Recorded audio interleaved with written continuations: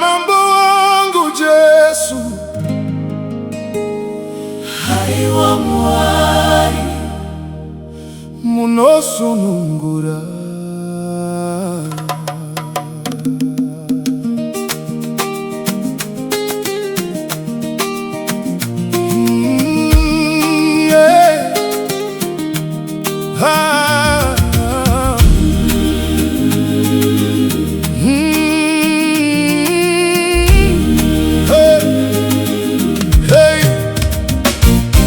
ndakanga ndakasungwa nenamodze panyika, moyo wangu wakaremerwa nezvivi.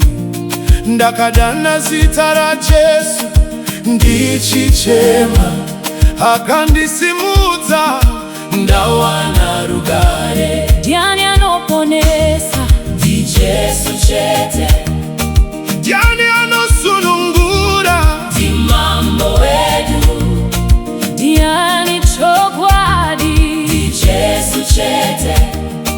Ndiani nzira? Ndi mambo wedu. Maketani yose anoputswa kana Jesu achipinda, misozi yose inopukutwa kana Mwari vachitonga. Mwari vanosunungura. Haleluya, hey. Vanovisa mutoro. Haleluya, Tinoridza ngoma. tichifara nekuti Jesu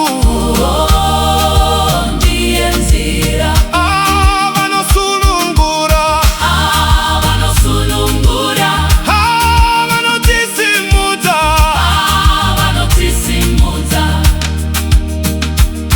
Kana duturo penyu richivhuvuta, handiti nokuti Mwari varipo.